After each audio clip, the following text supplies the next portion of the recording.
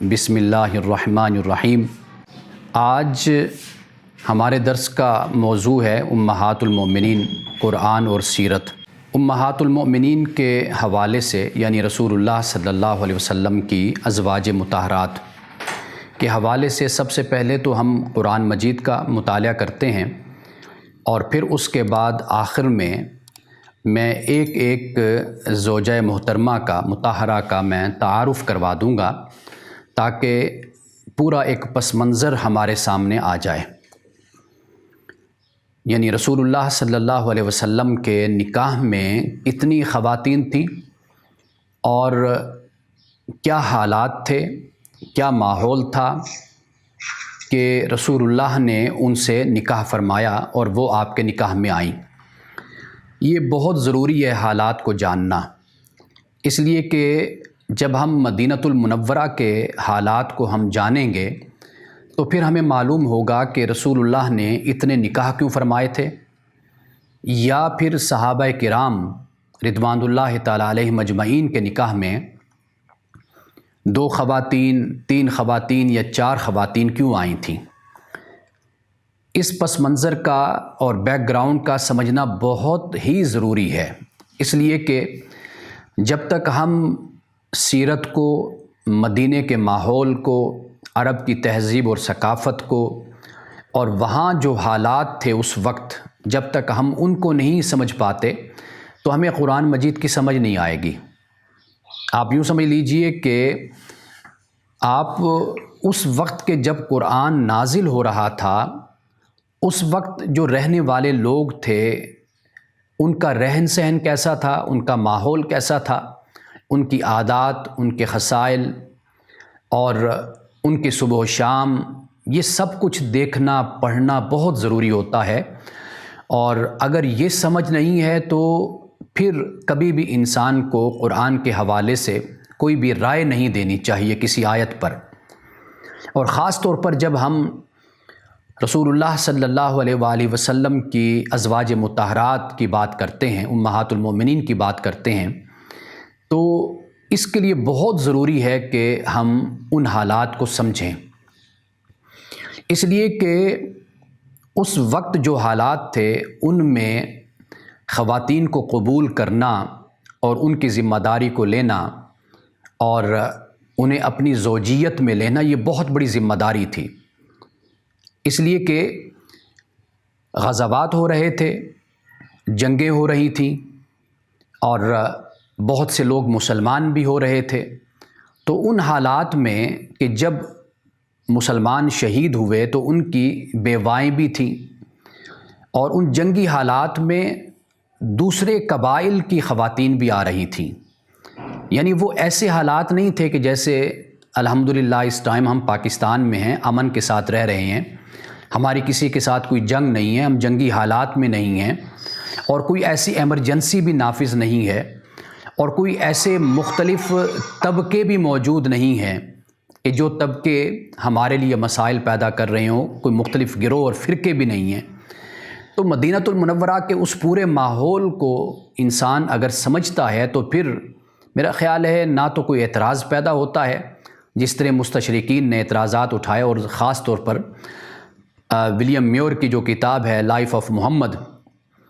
اس صاحب نے بدقسمتی سے ایسی باتیں لکھی ہیں کہ جو ایک سمجھدار، سنجیدہ اور تعلیم یافتہ انسان سے جس کی توقع نہیں کی جا سکتی، اور اس لیے ولیم میور کی کتاب کا جواب دینے کے لیے سر سید نے پھر ارادہ کیا اور اپنا سب کچھ قربان کر کے پھر انہوں نے کتاب لکھی۔ اور واقعی حقیقت یہ ہے کہ اعتراضات کا جب تک علمی محاسبہ نہ ہو اس وقت تسلی اور تشفی نہیں ہوتی۔ اسلام پہ اعتراضات ہوں یا پیغمبر اسلام پہ اعتراضات ہوں، قرآن پہ اعتراضات ہوں یا حدیث پہ ہوں یا تعامل صحابہ پہ اعتراضات ہوں، تو ان تمام اعتراضات اور سوالات کا جواب ہمیشہ علمی انداز میں ہی دیا جا سکتا ہے۔ اگر رسول اللہ صلی اللہ علیہ وسلم کی لائف پہ، حیات مبارکہ پہ اگر اعتراضات ہوتے ہیں اور بڑے سنگین قسم کے حملے کیے جاتے ہیں، اور کئی حملے تو ایسے ہیں جو بالکل واضح ہوتے ہیں کئی حملے ایسے ہوتے ہیں کہ وہ جملہ ایک مسلمان اگر پڑھتا ہے تو بعض اوقات اس کو سمجھ نہیں پاتا کہ یہ کہنے والا، یہ لکھنے والا کیا لکھ گیا ہے یہاں پر، تو اس کی سنگینی کو سمجھنا اور پھر اس کا علمی انداز میں جواب دینا، اس لیے کہ مشتعل ہونا، بھڑکنا یا بھڑکا دینا دوسروں کو، یہ بہت آسان ہوتا ہے، گویا کہ یہ اپنی صلاحیت اور اپنی قابلیت اور اپنے وقت اور پیسے کو برباد کرنے والی بات ہو جاتی ہے۔ تو اس لیے اگر کسی اعتراض کا جواب علمی انداز میں دیا جائے گا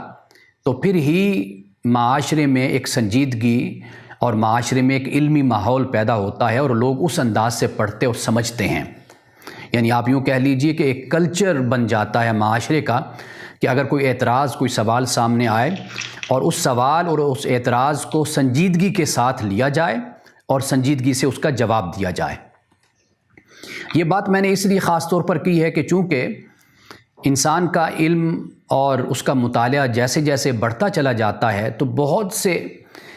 باتیں ایسی ہوتی جن پہ پردہ پڑا ہوتا ہے، انسان کو وقت کے ساتھ ان باتوں کی سمجھ آتی ہے۔ ہم جب یہ کہتے ہیں کہ جی قرآن کو ہم پڑھ لیں، تو قرآن کو صرف پڑھنا اور بالکل ہی جس ماحول میں قرآن اترا، نازل ہوا، اس کو نہ سمجھنا، اس سے پھر بہت سی گمراہیاں اور بہت سے مسائل امت میں پیدا ہوئے ہیں۔ تو اس لیے جب ہم ازواج مطہرات کی بات کریں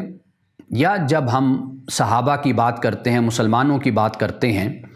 یا پھر ہم جو مختلف گروہ وہاں پر موجود تھے ان کی بات کرتے ہیں، تو ہمیں پورے پس منظر کو سمجھنا چاہیے۔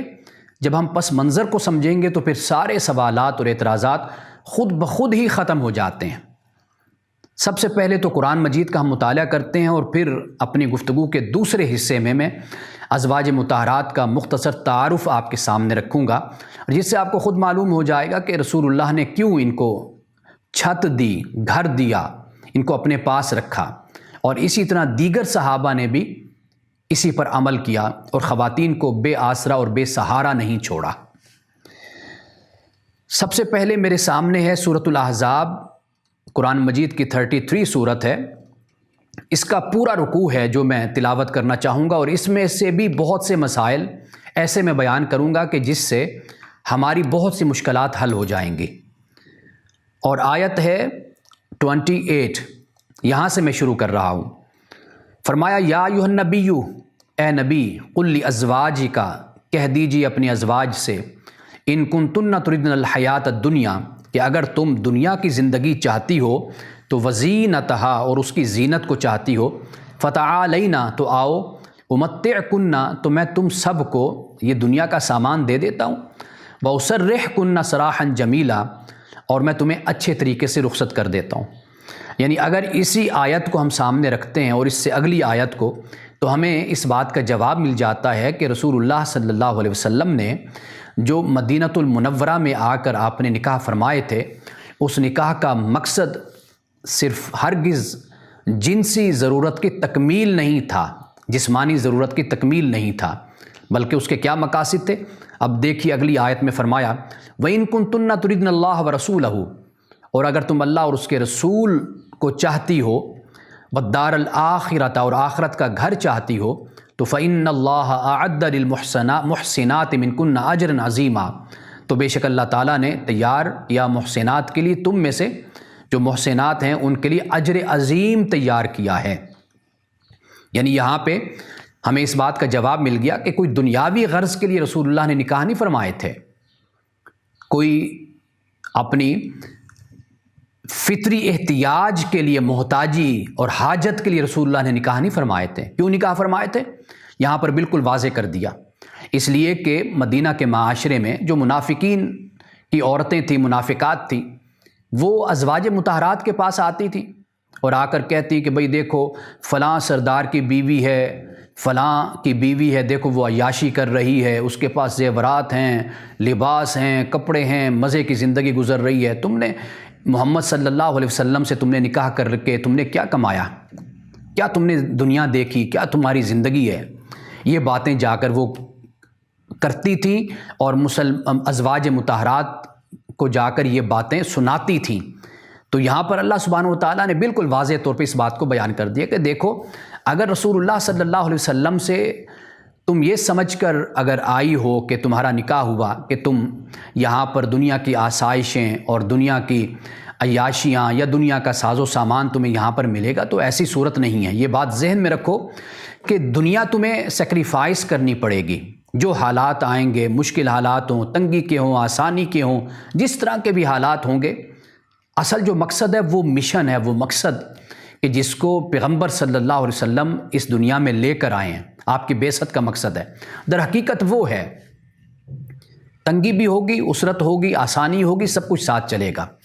اور یہ کہہ دیا کہ اگر تمہیں یہی سوچ کر اگر تم آئی کہ دنیا کی زندگی تم چاہتی ہو، تو پھر دیکھو اللہ کا یہ رسول تمہیں آزاد کر دیتا ہے اور بڑی ہی اچھے طریقے سے تمہیں رخصت کرتا ہے اور دنیا کا ساز و سامان تمہیں دے دیتا ہے۔ لیکن فرمایا کہ اگر تم اللہ اور اس کے رسول کا ارادہ کر کے آئی ہو نا، اگر تم اللہ اور اس کے رسول کو چاہتی ہو اور دار آخرت کو چاہتی ہو، تو پھر یاد رکھو کہ اللہ تعالیٰ نے نیکی کرنے والیوں کے لیے بڑا اجر عظیم تیار کر رکھا ہے۔ یہاں سے ہی رسول اللہ کی شادیوں اور آپ کے جو نکاح ہیں اور تعدد ازواج کا مسئلہ یہیں سے حل ہو جاتا ہے۔ کاش مستشرقین اور ہمارے مسلمان یا دوسرے لوگ کاش اس مقام کو پڑھیں کہ اللہ تعالیٰ نے کیسے بالکل واضح کر دیا کہ رسول اللہ صلی اللہ علیہ وسلم نے کیوں نکاح فرمائے تھے۔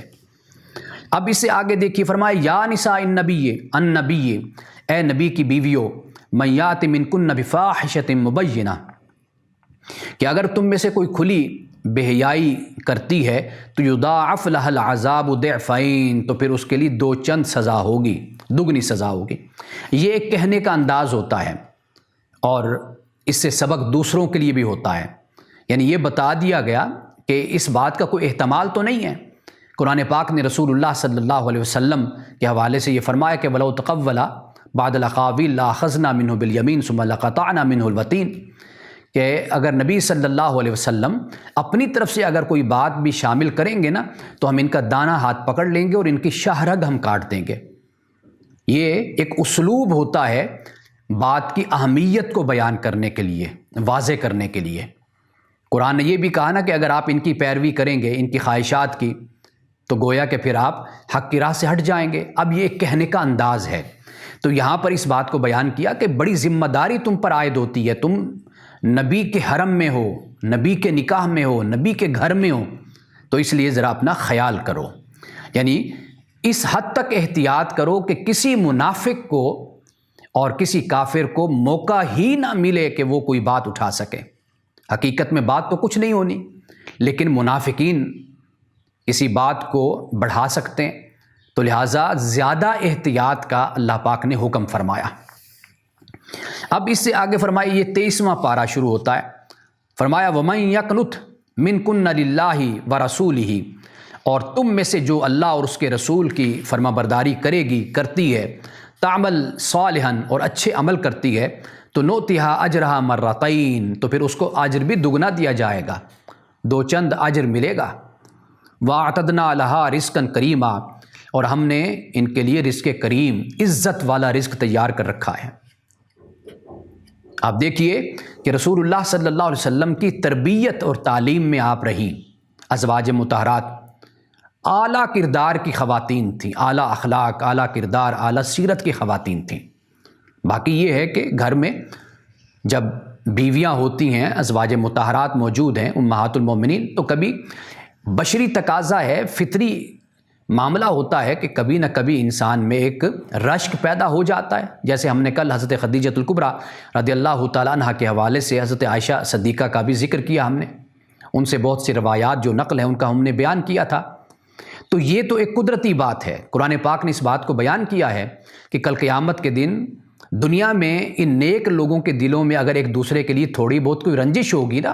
اللہ سبحانہ و تعالیٰ اس رنجش کو ختم کر دے گا، ان کو باہمی طور پر محبت اور مودت کے ساتھ ان کو ملا دے گا۔ قرآن پاک اس بات کو بیان کرتا ہے۔ یہ بات یاد رکھیے کہ جو انسانی فطرت ہے نا، کبھی اس کو اگنور نہ کیجیے۔ ہم یہ سمجھتے ہیں کہ اگر کوئی شخصیت جس سے ہم پیار کرتے ہیں، جس سے ہم محبت کرتے ہیں، عقیدت رکھتے ہیں، جب تک ہم اس کو فطری تقاضوں سے بلند نہ کر دیں، اس وقت تک ہم اس کی شان اور اس کی عظمت کو بیان نہیں کرتے۔ یہ غلط تصور ہے، بلکہ ایک عظیم انسان کہ عظمت پر کبھی بھی کوئی داغ نہیں پڑتا اگر بحیثیت بشر کے کوئی اس سے خطا ہو جاتی ہے۔ تو یہ ایک فطری تقاضا ہوتا ہے کہ جہاں پر اتنی ازواج ہیں تو ان میں آپس میں کسی نقطے پر اختلاف ہو گیا، کوئی رنجش ہو گئی، کسی میں یہ بات پیدا ہو گئی کہ رسول اللہ کسی کے پاس جا کر زیادہ بیٹھ گئے، رسول اللہ کی کسی پر زیادہ توجہ ہے یا کم ہے، تو یہ معاملات خاندان میں، گھروں میں ہوتے ہیں۔ اگر ایک بھی بیوی ہو تو پھر بھی یہ ہوتے ہیں مسائل، تو یہ چیزیں تو چلتی رہتی ہیں نا۔ تو اس لیے ان باتوں کی بنیاد پر کبھی بھی ہمیں نہیں چاہیے کہ ہم کبھی کسی صحابی کے بارے میں، کبھی ازواج مطہرات میں سے کسی زوجہ کے بارے میں ہم کہیں کہ جی وہ تو انہوں نے تو ایسا کیا تھا، وہ تو ایسے کہتی تھی، وہ تو ایسے بولتی تھی۔ اور دوسری بات یہ یاد رکھیے کہ محمد رسول اللہ صلی اللہ علیہ وسلم کی ایک حیثیت تو ازواج مطہرات کے لیے کوئی شک نہیں کہ رسول اور نبی کی حیثیت،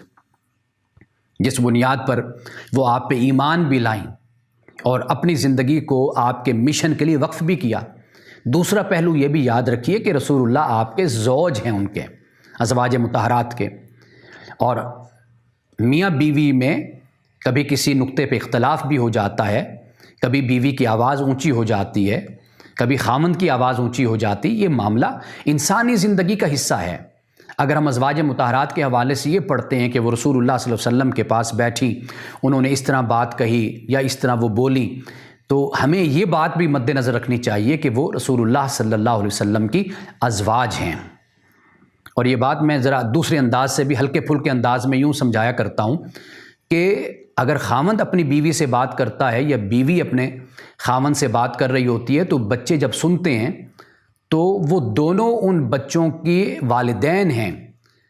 بچے ہرگز یہ توقع نہ رکھے کہ جس طرح ہم اپنی ماں کا ادب کرتے ہیں تو ہمارا باپ بھی ہماری ماں کا اسی طرح ادب کرے۔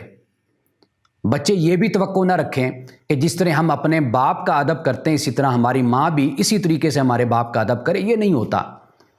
یعنی بچوں کو اپنی جگہ پر ایک بات کو سوچنا چاہیے اپنے مرتبے کے لحاظ سے، اور وہ جو بڑے ہوتے ہیں ان کے معاملات وہ اسی طرح ہوتے ہیں کہ وہ ایک دوسرے کے مقابل ایک دوسرے کے سامنے ہوتے ہیں۔ یعنی یہ بات اسی طرح بھی سمجھی جا سکتی ہے کہ میرا بڑا بھائی اگر مجھ سے بات کرتا ہے، میں اپنے بھائی سے بات کر رہا ہوں، لیکن وہ میرے بچوں کا تایا ہے، چچا ہے۔ اب میرے بچے جب دیکھتے ہیں کہ میں اپنے بھائی سے بات کر رہا ہوں تو وہ میرا بھائی ہے اور میں اس کا بھائی ہوں، ہمارا طرز گفتگو ایک دوسرے کے ساتھ آواز اونچی نیچی بھی ہو سکتی ہے، ہم آپ سے تم بھی بول سکتے ہیں،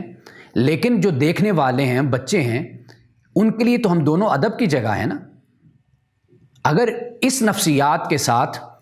اور اس سوچ کے ساتھ اگر ہم ان معاملات کو دیکھیں گے تو میرا خیال ہے کہ ہمیں یہ جرت ہی نہیں پیدا ہوگی کہ ہم بیٹھ کر کوئی فیصلہ کن حیثیت کے ساتھ ہم کوئی بات کہہ سکیں۔ ہمارے ہاں جو فتنے پیدا ہوئے ہیں، جو اختلافات پیدا ہوئے ہیں، جو تفرقے وجود میں آئے، اس کی ایک وجہ یہ بھی ہے کہ بعد میں آنے والے لوگ، علماء اور مورخین، وہ بیٹھ کر فیصلہ کرنے لگ گئے، اور اس چیز کا فیصلہ کرنے لگ گئے کہ کون حق پر ہے، کون نعوذ باللہ باطل پر ہے،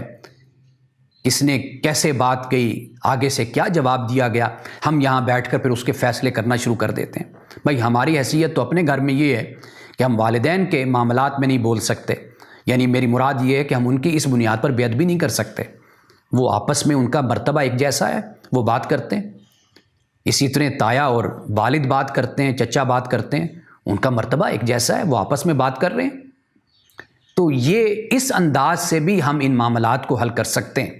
لیکن بدقسمتی یہ ہے کہ ہم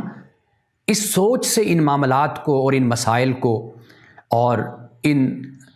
مناقشات کو آپ کہہ لیجیے یا مشاجرات کہہ لیجیے، ہم ان کو اس انداز سے نہیں دیکھتے۔ اب اس سے آگے دیکھیے، فرمایا یا نساء النبی، اے نبی کی بیویوں، لستن کاحد من النساء، کہ تم کسی اور جو عورتیں ہیں ان جیسی تم نہیں ہو، اور عورتوں کی طرح تم نہیں ہو۔ ان اتقیتن، اگر تم تقوی اختیار کرو، فلا تخضعن بالقول فیطمع الذی فی قلبہ مرض، اور نرم آواز میں بات نہ کرو، کہیں ایسا نہ ہو کہ جس کے دل میں بیماری ہے وہ کوئی طمع کر بیٹھے، کوئی لالچ کر بیٹھے، کچھ اور سوچ بیٹھے۔ اب اس کا مطلب ہرگز یہ نہیں ہے کہ ایک مومنہ عورت کسی مومن مرد سے بات کرتی ہے تو وہ بدتمیزی سے بات کرے، سختی سے بات کرے، ایسا نہیں ہے۔ معمول کے مطابق گفتگو کرنی چاہیے۔ میں نے بعض ایسی خواتین کا رویہ دیکھا ہے کہ وہ یہ سمجھتی ہیں کہ شاید ہم اس پر عمل کر رہے ہیں، جبکہ یہ رسول اللہ صلی اللہ علیہ وسلم کی ازواج کے حوالے سے ہے، اور پھر ان لوگوں کے حوالے سے ہے کہ جو مدینے میں منافقین تھے، وہ دروازے پر آتے، دستک دیتے اور پردے کے پیچھے زوجہ محترمہ گفتگو کرتی۔ اگر آواز میں نرمی ہوتی یا معمول سے بات کی جاتی تو وہ جا کر کہانیاں بناتے اور معاشرے میں افواہیں پھیلاتے اور بری باتیں کرتے تھے۔ فرمایا ذرا سختی سے ان سے بات کرو، نرم لہجے میں ان سے بات نہیں کرنی۔ اگر آج ایسی صورت ہو جائے تو پھر واضح بات ہے کہ جو گھر کی خواتین ہیں وہ اسی طرح بات کریں گی اگر وہ حالات پیدا ہو جائیں۔ تو یہاں پر ازواج مطہرات سے خاص طور پر یہ فرمایا ہے، خاص طور پر۔ اب اس سے آگے کیا فرمایا؟ وَقُلْنَ قَوْلًا مَعْرُوفًا، اور نیکی کی بات کہو۔ وَقَرْنَ فِي بُيُوتِكُنَّ، اپنے گھروں میں ٹھہری رہو، یہ فرمایا۔ اب یہ ازواج مطہرات سے فرمایا گیا ہے۔ حالات کیا تھے، پس منظر کیا تھا، وہ میں نے آپ کو بتا دیا۔ وَلَا تَبَرَّجْنَ تَبَرُّجَ الْجَاهِلِيَّةِ الْأُولَى، اور جاہلیت کے زمانے کی طرح زیب و زینت کر کے، سنگھار کر کے باہر نہ نکلو لوگوں کو دکھانے کے لیے۔ وَأَقِمْنَ الصَّلَاةَ، نماز قائم کرو۔ وَآتِينَ الزَّكَاةَ، زکوٰۃ ادا کرو۔ وَأَطِعْنَ اللَّهَ وَرَسُولَهُ، اللہ اور اس کے رسول کی اطاعت کرو۔ إِنَّمَا يُرِيدُ اللَّهُ لِيُذْهِبَ عَنْكُمُ الرِّجْسَ أَهْلَ الْبَيْتِ، اللہ چاہتا ہے کہ تم سے، یعنی اے اہل بیت، جو رجس ہے نا، ناپاکی، اس کو دور کر دے۔ وَيُطَهِّرَكُمْ تَطْهِيرًا، اور تمہیں بالکل پاک اور صاف کرتے۔ یعنی ان احکامات کا ایک تعلق، ایک پہلو تو یہ ہو جاتا ہے کہ جب انسان ان پر عمل کرتا ہے تو واضح بات ہے تزکیہ نفس ہوتا ہے، رجس ناپاکی انسان سے دور ہو جاتی ہے۔ ایک تو یہ ہو گیا، یعنی ازواج مطہرات کو بتایا کہ اللہ تعالیٰ چاہتا کیا ہے۔ ایک تو یہ چاہتا ہے کہ تم بالکل پاک، صاف، منزہ اور مطہرہ تم ہو جاؤ، طیبہ ہو جاؤ۔ ایک تو یہ ہو گئی بات۔ دوسرا اس لیے بھی فرما دیا کہ رجس سے لے کے جانا چاہتا ہے، مطلب یہ ہے کہ یہ جو منافقین، کفار، مشرکین جو کہانیاں بناتے ہیں، نعوذ باللہ من ذالک، تہمتیں لگاتے ہیں، باتیں کرتے ہیں، اللہ یہ چاہتا ہے کہ رسول کا جو خانوادہ اور گھر ہے، خاندان ہے، یہ محفوظ رہے اس طرح کی باتوں سے۔ یہ دو پہلو ہمارے سامنے آ گئے۔ اور فرمایا وَاذْكُرْنَ مَا يُتْلَىٰ فِي بُيُوتِكُنَّ مِنْ آيَاتِ اللَّهِ وَالْحِكْمَةِ، اور یاد رکھو جو تلاوت کیا جاتا ہے، یعنی یا تو یہ کہا گیا کہ ذکر کرو جو تلاوت کیا جاتا ہے تمہارے گھروں میں اللہ کی آیات سے اور حکمت سے۔ حکمت سے مراد پھر رسول اللہ صلی اللہ علیہ وسلم کی سیرت ہے، آپ کے ارشادات ہیں، آپ کی زندگی ہے۔ یعنی دو ہی روشنیاں ہیں نا، ایک اللہ کی آیات ہو گئی اور ایک ذات رسول صلی اللہ علیہ وسلم ہو گئی۔ ان دونوں سے تم روشنی لو اور یاد رکھو اللہ کی آیات کو بھی اور رسول اللہ صلی اللہ علیہ وسلم کی شخصیت اور آپ کی ذات کو بھی، کہ کس طریقے سے آپ کی زندگی ہے، پاک اور صاف اور ستھری زندگی۔ اب یہاں پر یہ پورا ایک رکوع مکمل ہو جاتا ہے۔ اب اس کے بعد ہم چلتے ہیں آگے۔ اب یہاں پر یہ آیت ہے 37،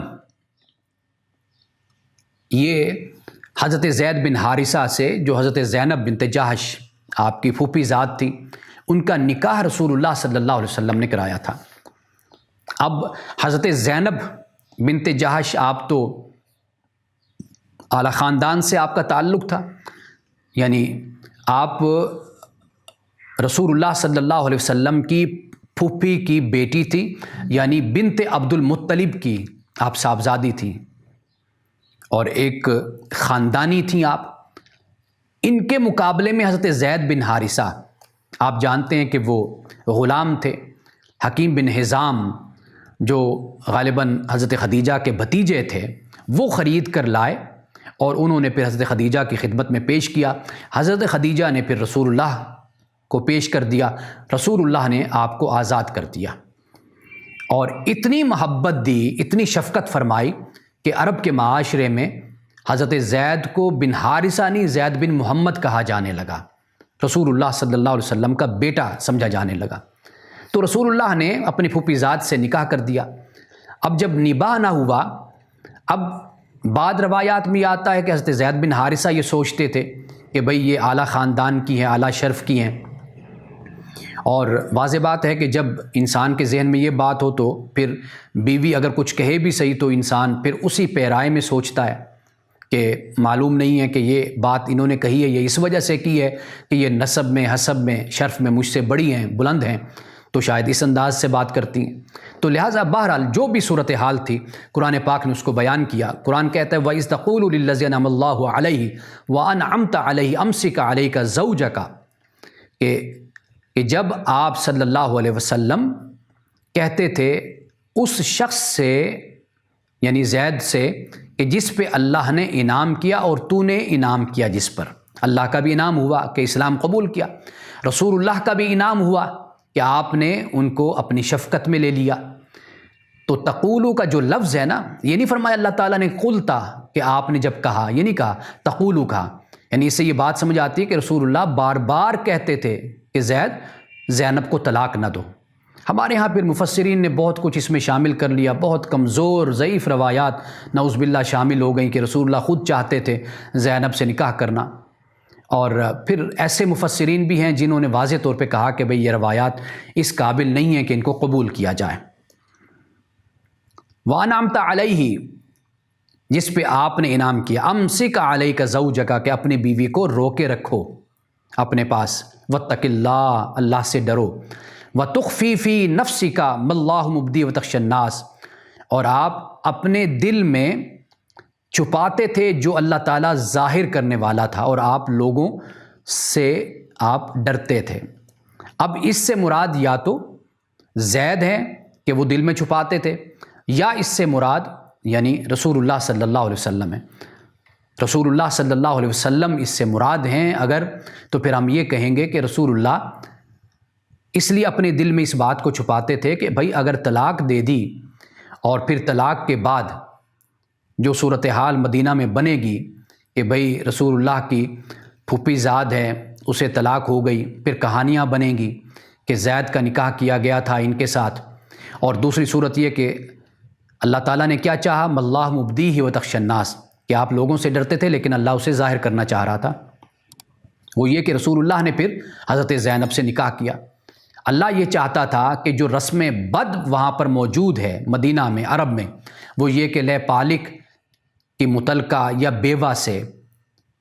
شادی کرنا ممنوع تھا، منع تھا۔ رسول اللہ نے اس رسم بد کو پھر اس طرح ختم کیا کہ آپ نے حضرت زید کی متعلقہ سے، حضرت زینب بنت جحش سے آپ نے پھر نکاح فرمایا۔ فلما قضا زید منہا وطرن، کہ پس زید نے جب اس خاتون سے، حضرت زینب سے جب علیحدگی کا فیصلہ کر لیا، تو زوجنا کہا، تو پھر ہم نے آپ کا ان سے نکاح کیا۔ اللہ پاک فرماتا ہے لِكَيْ لَا يَكُونَ عَلَى الْمُؤْمِنِينَ حَرَجٌ فِي أَزْوَاجِ أَدْعِيَائِهِمْ، تاکہ مسلمانوں پر پھر کسی قسم کی تنگی نہ رہے اس معاملے میں کہ وہ اپنے منہ بولے بیٹوں کی بیویوں سے نکاح کرنے کے معاملے میں کوئی حرج نہ محسوس کریں۔ اللہ سبحانہ و تعالیٰ نے اس رسم بد کا اس طرح خاتمہ فرمایا، اذا قضوا منہن وطرا، کہ جب وہ ان سے علیحدگی اختیار کرتے ہیں، یعنی جب لے پالک بیٹے اگر اپنی بیویوں سے علیحدگی اختیار کرتے ہیں، ان کو طلاق دیتے ہیں، تو پھر جو سسر کہہ لیجئے یا باپ کہہ لیجئے جو اس کا ہے منہ بولا، وہ پھر اس کی بیوی سے نکاح کر سکتا ہے۔ اس رسم کو عرب کے معاشرے میں ختم کر دیا گیا۔ یہ یہاں پر اس مسئلے کو بیان کیا گیا۔ اب اس کے بعد ہم اس سے آگے بڑھتے ہیں۔ اب یہ ہے کہ رسول اللہ صلی اللہ علیہ وسلم نے جن خواتین سے نکاح کیا، اللہ پاک نے بیان کیا، یعنی 3-4 قسمیں ہیں۔ ایک تو وہ جو رسول اللہ کے نکاح میں ہیں، رسول اللہ نے جن کا حق مہر دیا۔ دوسری وہ خواتین کے جو دشمنوں کی طرف سے آئیں، جیسے حضرت جویریہ ہیں، حضرت صفیہ ہیں، وہ لشکر میں یعنی جنگ کی صورت میں فتح ہوئی تو پھر وہ قیدی بن کر آئیں، رسول اللہ نے آزاد کر کے پھر ان سے نکاح کیا۔ پھر تیسری صورت کیا تھی؟ وہ جو آپ کی رشتہ دار تھیں، جیسے حضرت زینب بنت جحش سے آپ نے نکاح فرمایا۔ چوتھی قسم وہ ان خواتین کی کہ جنہوں نے خود رسول اللہ صلی اللہ علیہ وسلم سے نکاح کرنے کی خواہش ظاہر فرمائی۔ یہاں پر ان 4 صورتوں کو اللہ پاک نے بیان کر دیا۔ یہ سورۃ الاحزاب کی آیت نمبر ہے 50۔ فرمایا یا ایھا النبی، اے نبی، انا احللنا لک ازواجک اللاتی آتیت اجورہن وما ملکت یمینک مما افاء اللہ علیک وبنات عمک وبنات عماتک وبنات خالک وبنات خالاتک اللاتی ہاجرن معک وامرأۃ مؤمنۃ ان وہبت نفسہا للنبی ان اراد النبی ان یستنکحہا خالصۃ لک من دون المؤمنین۔ یہ صرف آپ کے لیے ہے، مومنین کے لیے نہیں ہے۔ قد علمنا ما فرضنا علیہم فی ازواجہم وما ملکت ایمانہم لکی لا یکون علیک حرج وکان اللہ غفور الرحیم۔ میں ترجمہ نہیں کر رہا، آپ خود اس کا ترجمہ پڑھ لیں گی۔ میں نے آپ کو بتا دیا کہ رسول اللہ صلی اللہ علیہ وسلم کے لیے جو حلال کیا گیا، جائز کیا گیا، وہ یہاں پر اللہ سبحانہ وتعالیٰ نے 4 کو بیان کر دیا۔ تو اس لیے کہ جو دشمنوں کی طرف سے آئیں خواتین، یعنی جو قیدی بن کر آئیں، یا یوں سمجھ لیجئے کہ مال غنیمت میں آئیں، فے میں آئیں، تو وہاں پر یہ صورت بن گئی کہ رسول اللہ صلی اللہ علیہ وسلم نے ان سے نکاح کیا۔ یہ نہیں کہ ان کو آپ نے لونڈی کی حیثیت سے رکھا، ایسا نہیں ہے۔ رسول اللہ صلی اللہ علیہ وسلم جب خود مسلمانوں کو جس بات کی تلقین فرماتے ہیں، خود آپ اس پہ زیادہ عمل کر کے دکھاتے ہیں۔ 5 وقت کی نماز مومنوں کے لیے، تہجد رسول اللہ صلی اللہ علیہ وسلم پہ فرض، یعنی 6 نمازیں رسول اللہ ادا کرتے تھے۔ اسی طرح جب صدقات کی خیرات کی بات ہوتی تو رسول اللہ مسلمانوں سے بڑھ کر صدقہ و خیرات کرتے تھے۔ زکوٰۃ تو زندگی بھر آپ پہ لازم نہیں ہوئی، یہاں تک کہ ازواج مطہرات کہ آپ کے پاس جو آتا، سیدنا فاروق اعظم رضی اللہ تعالیٰ عنہ نے حضرت سودا بنت زمعہ رضی اللہ عنہا آپ کی خدمت میں ایک بوری بھر کر اشرفیوں کی بھیجی تھی، بوری بھر کر، اور آپ نے کہا کہ بھئی اس میں کیا ہے؟ اس طرح تو بوریاں کھجوروں کی بھری جاتی ہیں، یہ اشرفیوں کی ہیں۔ آپ نے اپنی ایک خادمہ کو بلایا اور آپ نے فرمایا کہ وہ بڑا سا جو تھال ہوتا ہے نا، پرات جس کو ہم کہتے ہیں، وہ لے کر آؤ۔ وہ لائی گئی، آپ نے وہ اس میں ڈالتی چلی گئی، اور آپ نے فرمایا کہ مدینے میں آواز دیتے جاؤ، اعلان کرتے جاؤ، اور لوگوں میں یہ تقسیم کرتے جاؤ، بانٹتے جاؤ۔ یہ رسول اللہ کی تربیت تھی۔ تو اس لیے یہاں پر رسول اللہ صلی اللہ علیہ وسلم کے لیے، یعنی یہ ازواج مطہرات کی یہ 4 قسمیں یہاں پر بیان کر دی گئی ہیں۔ اگر آپ اس کی تلاوت کریں گی، آپ حضرات پڑھیں گے، تو یہ مسائل خود بخود آپ پر واضح ہو جائیں گے۔ ترجمہ میں نہیں کر رہا، کیونکہ ابھی میں نے کافی گفتگو اس حوالے سے کرنی ہے کہ آپ کے ازواج مطہرات کے نام کیا تھے، ان کے حالات کیا تھے، وہ اس پر مجھے پھر وقت چاہیے۔ اب اس سے آگے دیکھیے، اب یہاں پر ازواج مطہرات سے فرمایا یا ایھا النبی قل لازواجک و بناتک و نساء المؤمنین یدنین علیہن من جلابیبہن۔ اے نبی کہہ دیجیے اپنے ازواج سے اور اپنی بیٹیوں سے، مومنوں کی عورتوں سے، کیا کریں؟ یدنین علیہن من جلابیبہن، کہ اپنے اوپر چادروں کو اوڑھ لیا کریں۔ اوور کوٹ آپ کہہ سکتے ہیں کہ اوور کوٹ پہن لیا کریں۔ ذالک ادنیٰ ان یعرفن فلا یؤذین، تاکہ وہ پہچانی جائیں اور پھر وہ ستائی نہ جائیں۔ وکان اللہ غفور رحیمہ، اللہ تعالیٰ غفور رحیم ہے۔ کیوں؟ فرمایا لئن لم ینتہی المنافقون، یعنی ادھر سے مومن عورتیں ازواج مطہرات بنات رسول احتیاط کریں گی، اگر اس کے باوجود یہ منافق باز نہیں آتے جن کے دلوں میں مرض ہے، تو فرمایا پھر والمرجفون فی المدینۃ لنغرینک بہم ثم لا یجاورونک فیہا الا قلیلا ملعونین اینما ثقفوا اخذوا وقتلوا تقتیلا، کہ یہ پھر جو لوگ ہیں، یہ جہاں بھی پائے جائیں ان کو پکڑا جائے اور ان کو قتل کیا جائے۔ یعنی یہ اب پردے کے یہاں پر جو جلابیب لینے کے جو حکم دیا گیا، اب آپ خود اندازہ کر لیجئے کہ اس وقت حالات کیا تھے، کہ جن حالات کی روشنی میں مسلمان عورتوں سے یہ کہا گیا کہ بھئی اوور کوٹ پہن لو یا جلابیب لے لیا کرو۔ یہ حالات کو مد نظر رکھنا بے حد ضروری ہوتا ہے۔ ایسا نہیں ہو سکتا کہ آپ ایک حکم کو لیں اور آپ اس کو پھر نافذ کرنا شروع کر دیں یا آپ اس پر حکم لگا دیں۔ تو اس پس منظر کو، بیک گراؤنڈ کو ضرور نظر میں رکھنا چاہیے، تب ہی قرآن پاک کی سمجھ آتی ہے۔ اب یہ چند مقامات تھے ازواج مطہرات کے حوالے سے جو میں نے پیش کر دیے۔ اب اس کے بعد ازواج مطہرات کا تعارف اور آخر میں رسول اللہ صلی اللہ علیہ وسلم کی حیات مبارکہ کہ جسے تقسیم کیا گیا اور بتایا گیا کہ رسول اللہ نے اگر ان حصوں میں اور ان حوالوں سے زندگی گزاری، وہ اسی لیے کہ اللہ پاک نے آپ کی زندگی کو مسلمانوں کے لیے ایک اسوہ حسنہ بنایا۔ سب سے پہلے حضرت خدیجۃ الکبریٰ رضی اللہ تعالیٰ عنہا، اس بارے میں ہم کل بڑی تفصیل کے ساتھ آپ کی سیرت خدمات کے حوالے سے بات کر چکے۔ دوسری زوجہ حضرت عائشہ، ویسے تو حضرت عائشہ سے پہلے حضرت سودا ہیں،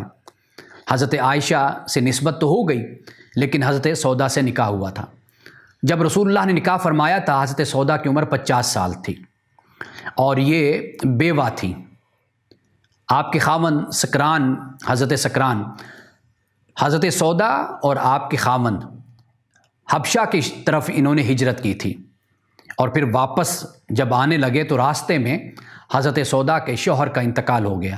سکران کا، اور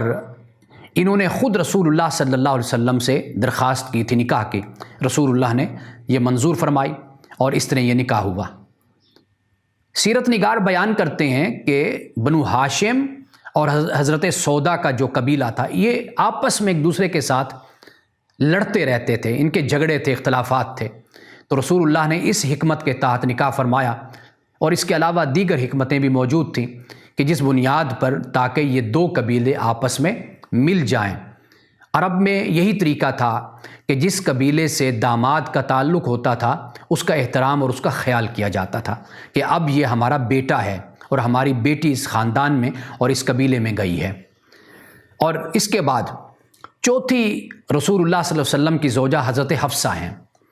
حضرت حفصہ بھی ہجرت کے بعد، یعنی جب مدینہ پہنچی، غزوہ بدر ہوا، بعد کہتے ہیں غزوہ احد ہے، اس میں حضرت حفصہ کے خاوند شہید ہو جاتے ہیں، حضرت خنیس، آپ کی شہادت ہوتی ہے اور آپ بیوہ ہو جاتی ہیں۔ حضرت عمر سیدنا ابو بکر صدیق کے پاس بھی جاتے ہیں نکاح کے لیے، کہتے ہیں کہ بھئی میری بیٹی سے نکاح کر لو۔ پھر حضرت عثمان سے بھی درخواست کرتے ہیں، لیکن دونوں حضرات کوئی جواب نہیں دیتے۔ آپ اندازہ کیجئے کہ کیا حالات تھے، یعنی خاوند شہید ہو گیا، ایک خاتون نہیں بلکہ بہت سی خواتین، ایک غزوہ ہوتا ہے اس میں 10، 5، 15، 70 یعنی یہ تعداد آتی، اس سے بھی زیادہ مرد حضرات شہید کر دیے جاتے ہیں۔ جب وہ شہید ہو جاتے ہیں تو واضح بات ہے ان کی بیویاں ہیں، کسی کی 1 ہے، کسی کی 2 ہیں، کسی کی 3 ہیں، بچے ہیں۔ تو یہ اس مقصد کے تحت پھر حضرت عمر فاروق آپ دیکھیے کہ خود جا کر گزارش کرتے ہیں، کہتے ہیں کہ میری بیٹی سے نکاح کر لو تاکہ اس کو ایک سایہ مل جائے، ایک شفقت مل جائے، اس کو ایک چھت مل جائے۔ یہ اس پہلو کو اور اس پس منظر کو ضرور ذہن میں رکھیے۔ تو پھر رسول اللہ صلی اللہ علیہ وسلم نے حضرت حفصہ سے نکاح فرمایا، یہ 3 ہجری میں ہوا۔ اور حضرت حفصہ کے بارے میں یہ بھی بیان کیا جاتا ہے کہ حضرت جبریل نے آ کر رسول اللہ سے یہ فرمایا تھا کہ یہ جو حفصہ ہے یہ عبادت گزار ہے، یہ روزے رکھنے والی ہے، اور یہ جنت میں بھی آپ کی بیوی ہوں گی۔ یہ ایک روایت بیان کی جاتی، یعنی اس سے یہ معلوم ہوتا ہے کہ حضرت حفصہ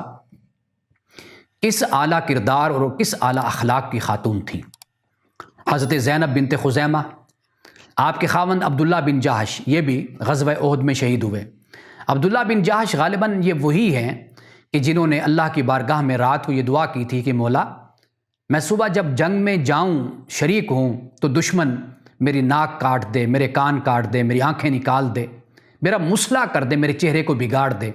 اور کل قیامت کے دن جب میں تیری بارگاہ میں حاضر ہوں اور تو مجھ سے پوچھے کہ عبداللہ یہ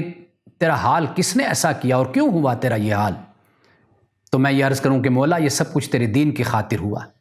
اسلام کی راہ میں ہوا۔ یہی وہی عبداللہ بن جہش ہیں۔ اب ان کی بیوی زینب بنت خزیمہ یہ بیوہ ہو جاتی ہیں، تو رسول اللہ صلی اللہ علیہ وسلم نے ان سے نکاح فرمایا۔ اب آپ اندازہ کیجئے، حضرت سودا بھی بیوہ، حضرت حفصہ بھی بیوہ، اور حضرت زینب بنت خزیمہ بھی بیوہ، اور اس سے آگے حضرت ام سلمہ، آپ کے جو خاوند تھے ابو سلمہ، آپ رسول اللہ صلی اللہ علیہ وسلم کے رضائی بھائی بھی تھے، اور آپ 4 ہجری میں آپ فوت ہو جاتے ہیں۔ اور ام سلمہ کہ جن کا نام ہند بھی آتا ہے، اصل نام ہند تھا، رسول اللہ صلی اللہ علیہ وسلم نے پھر اسی سال ان سے نکاح فرمایا، یہ بھی بیوہ ہیں۔ حضرت زینب بنت امیم یا حضرت زینب بنت جہش، جن کا بھی ہم نے ذکر کیا کہ امیم بنت عبد المطلب، حضرت عبد المطلب کی صاحبزادی بیٹی امیم، ان کی بیٹی ہیں حضرت زینب، حضرت زید بن حارثہ کا ان سے نکاح ہوتا ہے، اور میں نے آپ کو بتایا کہ خاندانی فرق کی وجہ سے آپ سمجھ لیجئے، اور اس بات کو ضرور مد نظر رکھا جانا چاہیے، یہ بھی ایک فطری بات ہوتی ہے، جب بھی بچوں کی شادی کی جائے، بچیوں کی، ان معاملات کو ضرور دیکھنا چاہیے۔ اس لیے فقہا نے ایک مسئلہ کفو رکھا ہے۔ کف کا مطلب ایکویلٹی ہوتا ہے، یعنی مطلب یہ ہے کہ ضرور اس بات کو دیکھنا چاہیے کہ خاندان کیسا ہے، لڑکا ہے یا لڑکی ہے تو شکل و صورت کا معاملہ ہوتا ہے، تعلیم کا معاملہ ہوتا ہے، اور کسی حد تک دولت کا معاملہ ہوتا ہے، لیکن رسول اللہ نے فرمایا فَاظْفَرْ بِذَاتِ الدِّین، دین والی کو ترجیح دو۔ دین سے مراد یہ کہ اخلاق، کردار، دینداری، ان چیزوں کو مد نظر رکھو، لیکن باقی چیزوں کو بھی اگنور کرنے کا حکم نہیں دیا، ترجیح دینے کا حکم دیا کہ جب یہ چیزیں پوری ہو جائیں لیکن ان چیزوں کو بھی دیکھ لو، لیکن دین کو ترجیح دو، اخلاق کو، سیرت کو، کردار کو، ان باتوں کو ترجیح دو۔ تو یہاں پر یہ ضرور مد نظر رکھنا چاہیے کہ یہ زندگی بھر کا معاملہ ہوتا ہے، یہ ایسا نہیں ہوتا کہ کوئی 2-4 لمحوں کی یا 2-4 گھنٹوں یا دنوں کی بات ہو۔ تو اس لیے جب ہماری نوجوان نسل ایسا کوئی جذباتی فیصلہ کر بیٹھتی ہے تو پھر وہ خود اس کے نتائج بھی بھگتتی ہے، اس لیے کہ نوجوانی میں جذبات ہوتے ہیں، حکمت کا پہلو ہمیشہ نوجوان اگنور کرتا ہے، سوچ و بچار، غور و فکر، یہ جا کر انسان تجربے کے ساتھ، عمر کے ساتھ انسان یہ چیزیں سیکھتا ہے۔ تو نوجوان ہوتے ہیں، پھر جب قدم اٹھا بیٹھتے ہیں تو پھر ان کو اندازہ ہوتا ہے کہ جو ہمارے والدین کہتے تھے وہ بات ان کی درست تھی، وہ فیصلہ ان کا درست تھا، اس لیے کہ والدین کی نظر بڑی گہری ہوتی ہے۔ یہاں پر حضرت زینب اور حضرت زید بن حارثہ، ان کے نکاح سے در حقیقت یہ مسئلہ ہمیں سمجھایا گیا، اور اس میں حکمت کیا تھی؟ حکمت یہ تھی اللہ سبحانہ و تعالیٰ کی طرف سے کہ رسول اللہ صلی اللہ علیہ وسلم نکاح کریں۔ اگر حضرت زینب بنت جاحش سے ویسے براہ راست جس طرح حضرت زینب کے بھائی چاہتے تھے شروع سے کہ رسول اللہ میری بہن سے نکاح فرمائیں، لیکن آپ نے نکاح نہیں کیا تھا، حکمت اس میں یہ تھی کہ تاکہ زید بن حارثہ نکاح کریں، پھر وہ طلاق دیں، پھر طلاق کے بعد رسول اللہ نکاح کریں، تاکہ اس رسم بد کا بھی خاتمہ ہو جائے۔ اب رسول اللہ نے حضرت زینب سے نکاح فرمایا۔ اب یہ واحد خاتون ہیں،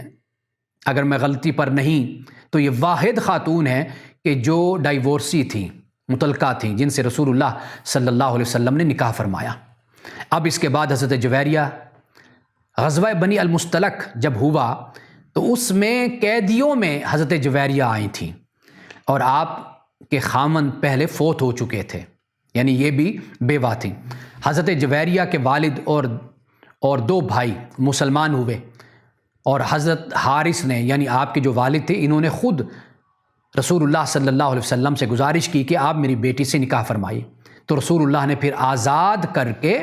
حضرت جویریہ سے نکاح فرمایا۔ اس کا فائدہ کیا ہوا کہ 100 افراد جو قیدی تھے مسلمانوں نے ان کو بھی رہا کر دیا کہ یہ رسول اللہ کے اب سسرال والے بنتے ہیں، ان کے قبیلے سے تعلق رکھنے والی خاتون سردار کی بیٹی اب رسول اللہ کی زوجہ ہیں۔ اس طرح ہمیشہ کے لیے یہ جنگ ختم ہو گئی۔ اب یہاں پر دیکھیے کہ حضرت جویریہ بھی کیا ہیں، آپ بھی بیوہ ہیں، اور پھر اس کے علاوہ رسول اللہ نے آزاد کر کے نکاح کیا۔ آپ ماریہ قبطیہ تو تحفے میں آئی تھیں، میں آگے جا کر آپ کو بتاؤں گا، جو تحفے میں آئی تھیں ان کو رسول اللہ نے آزاد نہیں کیا، اور جو غلام بن کر، قیدی بن کر آئیں، لونڈی بن کر آئی، رسول اللہ نے ان کو آزاد کر کے نکاح کر لیا۔ یعنی یہ کہ اتنی ایک تضاد کی بات ہو جاتی ہے کہ جو تحفے میں آئیں ان کو تو لونڈی بنا کے رکھا، اور جو جنگ کی صورت میں قیدی بن کر آئیں ان کو رسول اللہ نے آزاد کر کے نکاح کر لیا، حالانکہ ان کو آپ لونڈی کی حیثیت سے اپنے پاس آپ رکھتے، لیکن ایسا نہیں کیا، رسول اللہ نے ان کو آزاد کیا۔ حضرت حبیبہ حضرت ابو سفیان کی صاحبزادی تھی، بیٹی تھی، ابو سفیان فتح مکہ کے موقع پر مسلمان ہوئے۔ حبیبہ کا خامند عبید اللہ یہ ہجرت کر کے جب حبشہ گیا تو وہاں پر یہ عیسائی ہو گیا، اور بعد میں وہیں فوت ہو گیا، اسلام کو چھوڑ دیا حبشہ میں۔ حضرت حبیبہ وہاں پر اکیلی رہ گئی، تو رسول اللہ صلی اللہ علیہ وسلم نے وہیں پر ہی پھر آپ سے نکاح کیا، اور بیچ میں جو وکیل بنے وہ شاہ حبشہ بنے۔ اس طرح حضرت حبیبہ سے آپ کا نکاح ہوا۔ اب حبیبہ بھی بیوہ تھی، اور پھر حضرت سفیان کی بیٹی تھی، حضرت امیر معاویہ کی بہن تھی۔ اور یہاں پر یہ بیان کرتا چلوں کہ جب ابو سفیان مدینے ابھی مسلمان نہیں ہوئے تھے، جب آئے مشکل میں گھرے ہوئے تھے مکہ والے، تو رسول اللہ کی خدمت میں ایک اپنی مشکل حل کروانے کے لیے آئے تو ام حبیبہ سے ملے۔ تو جب ابو سفیان آئے کمرے میں اور رسول اللہ کے بستر پر بیٹھنے لگے تو حضرت ام حبیبہ نے رسول اللہ کا بستر لپیٹ کر ایک طرف رکھ دیا، فرمایا کہ میرے نبی کے بستر پر ایک مشرک نہیں بیٹھ سکتا۔ حضرت ابو سفیان غصے میں کہتے ہوئے کہ بڑی بدتمیز ہو، یہ کہتے ہوئے وہاں سے نکل گئے۔ یہ ام حبیبہ ہیں۔ آپ اندازہ کیجئے کہ جب باپ بھی اسلام کا دشمن اور جب ماں بھی مسلمان نہیں ہے، خاندان کے بڑے لوگ ابھی مسلمان نہیں ہوئے، ام حبیبہ اس وقت مسلمان ہو گئی تھی۔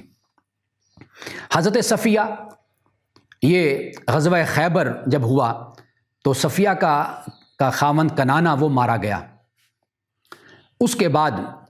یہ صفیہ اور والد یہ سب لوگ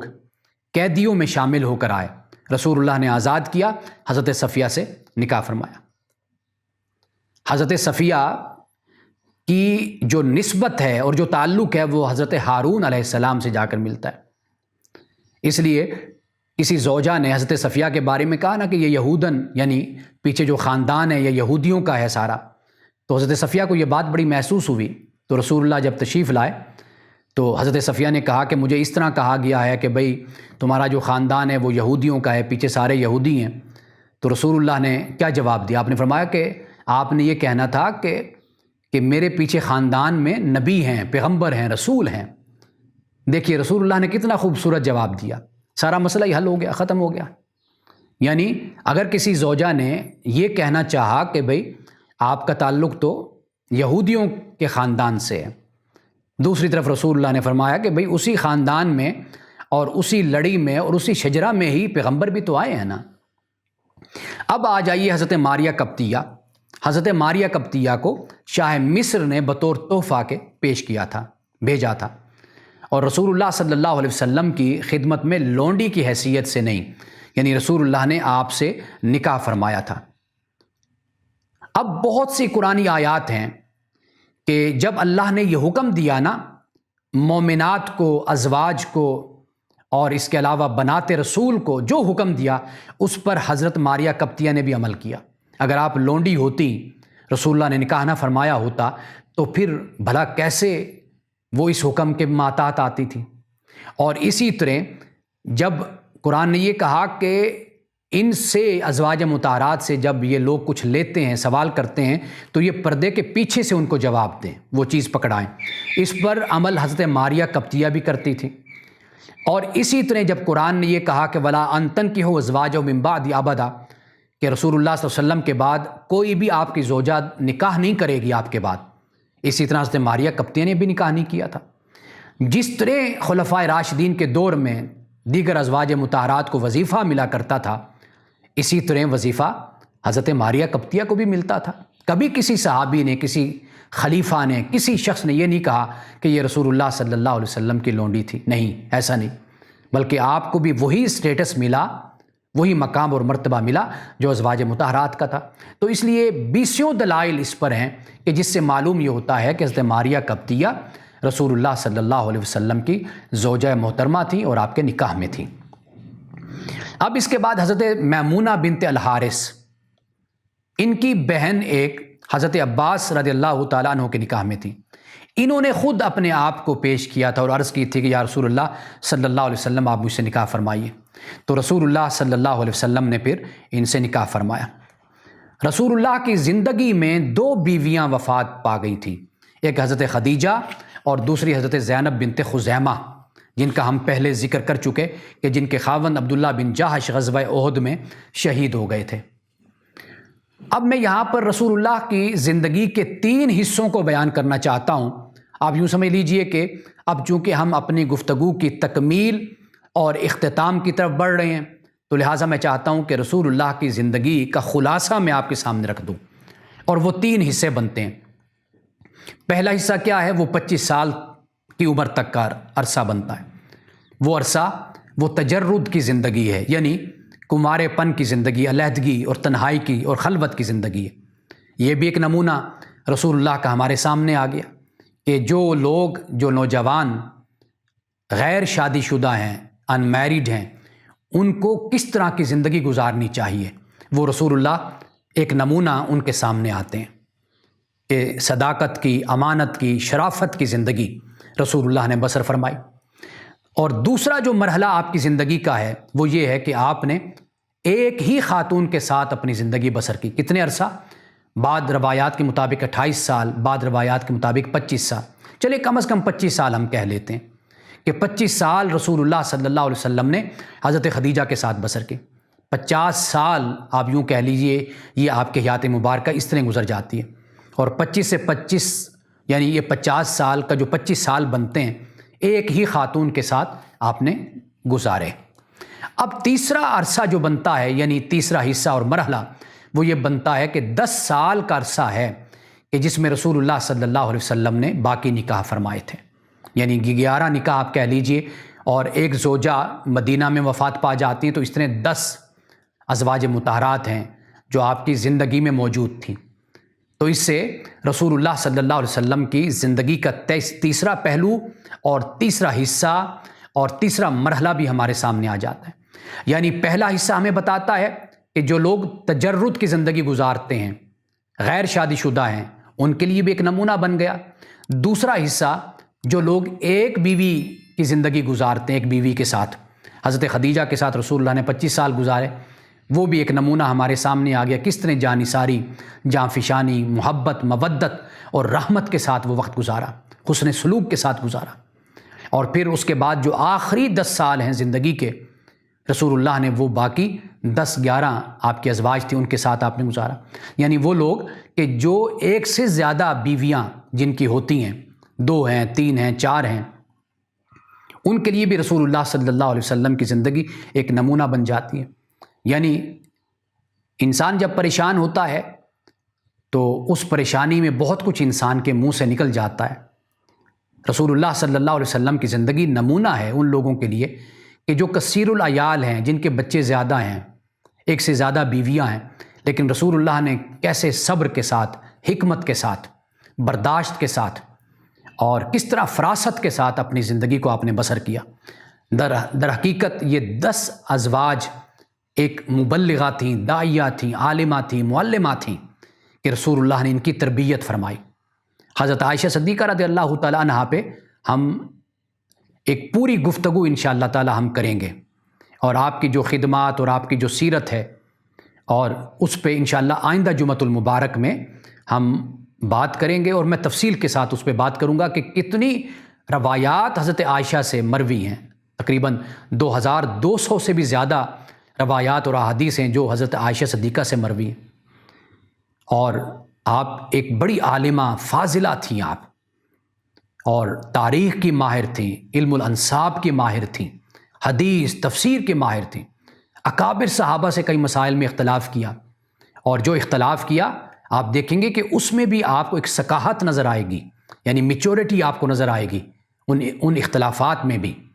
تو ہم اس پہ آئندہ جمعۃ المبارک میں ہم بات کریں گے، لیکن آپ یہ دیکھ لیجئے کہ رسول اللہ کا اس طرح اسوہ حسنہ ہر طرح کے انسان کے لیے بن جاتا ہے۔ اور پھر ازواج مطہرات کا اسوہ حسنہ، ان کی زندگی جو انہوں نے رسول اللہ صلی اللہ علیہ وسلم کے ساتھ بسر کی، جو رسول اللہ سے سیکھا، جو سمجھا، اور جس طرح انہوں نے مشکل وقت میں رسول اللہ کا ساتھ دیا، اور سایہ کتنے رسول اللہ کے ساتھ رہی، اور گھر میں کوئی تنگی، کوئی اسرت، کوئی پریشانی بھی آئی، اس کو خندہ پیشانی کے ساتھ برداشت کیا۔ تو یہ ایک اسوہ بن جاتا ہے، یہ ایک نمونہ بن جاتا ہے ہماری بہنوں، بیٹیوں، ہماری ماؤں اور ہماری بزرگ خواتین کے لیے۔ بارک اللہ لنا ولکم فی القرآن العظیم ونفعنا وإیاکم بالآیات والذکر الحکیم۔ صدق اللہ العظیم۔